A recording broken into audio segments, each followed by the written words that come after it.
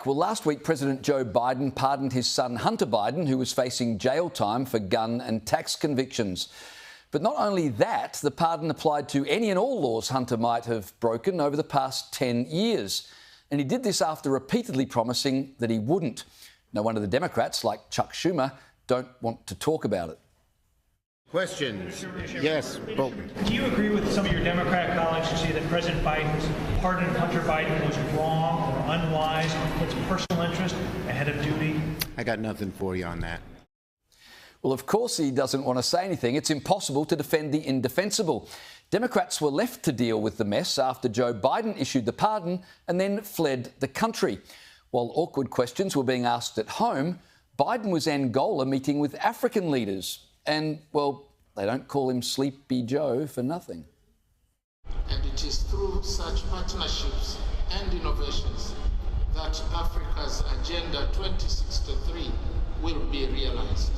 I think movement of people, goods and services, but will also promote shared prosperity and inclusive growth across the region. What does it say about Joe Biden's usefulness that no one bothered to wake him up? Let's bring in Sky News contributor Kosha Gada. Kosha, I know it must have been boring, but it couldn't have been that boring.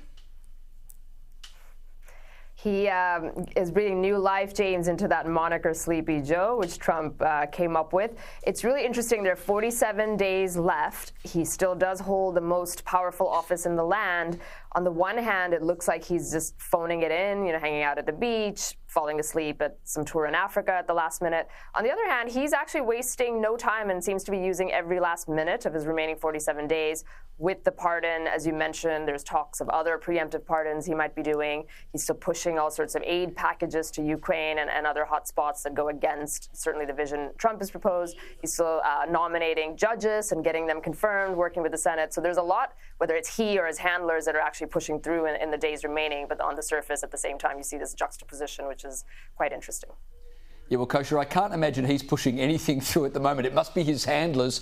But you mentioned he's considering more pardons. Now, Politico has reported that they are considering issuing preemptive pardons to key figures like Anthony Fauci, Liz Cheney, Adam Schiff, so that Trump can't come after them.